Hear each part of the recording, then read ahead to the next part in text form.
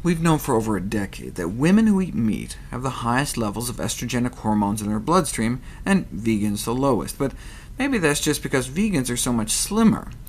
This year, the consumption of animal products was definitively linked to the levels of circulating steroid hormones in the blood, regardless of body fat levels.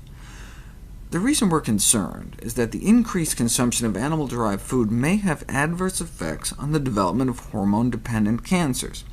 Among dietary risk factors, these investigators were most concerned about milk and dairy products, because the milk we drink today is produced from pregnant cows, in which estrogen and progesterone levels are markedly elevated.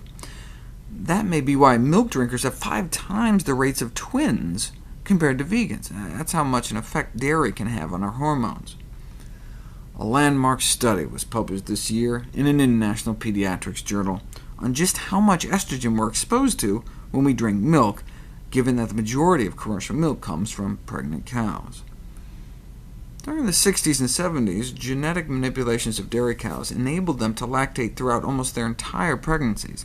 That's why commercial cow's milk these days contains large amounts of estrogens and progesterone. During the same period, there's been a dramatic increase in estrogen-dependent malignant diseases, such as ovarian cancer, uterine cancer, breast cancer, testicular cancer, and prostate cancer. Eating and drinking estrogen is not just a problem for women. Research shows that among various food items, cow's milk and cheese had the highest correlation with the incidence and mortality rates of these male cancers as well. Especially for prepubescent children, there is particular concern about exposure to exogenous estrogens in commercial milk produced from pregnant cows. So what they did is have young men ages 19 through 21 and children ages 7 through 9 try to chug a quart of cow's milk in under 10 minutes. This is what happened to the men.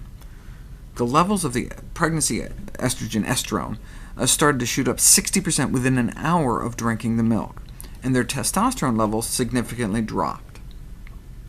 There are men who don't want to drink soy milk because they have an irrational fear of phytoestrogens, even though soy does not have feminizing effects on men.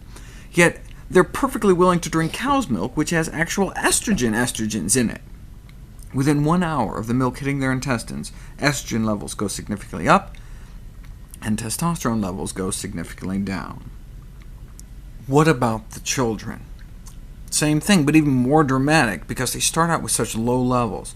Within 1 hour of drinking cow milk, the level of sex steroid hormones in their little bodies more than triples, and half the kids couldn't even finish the whole quart. Why should we care? Because some of these powerful estrogens could be categorized as carcinogens, and milk is a rich source of these hormones and concentrates in mammary drainage. Never seem to see that in the advertisements. The corresponding suppression in testosterone secretion means that men are certainly affected by commercial cow's milk, and height, growth, and sexual maturation of young children could also be affected by normal intake of cow's milk. As I talked about in the last volume, recent surveys on the onset of puberty show an alarming trend of earlier sexual maturation in girls. During the same time period, exposure to exogenous, meaning external estrogens, through intake of commercial milk produced from pregnant cows has spread around the world.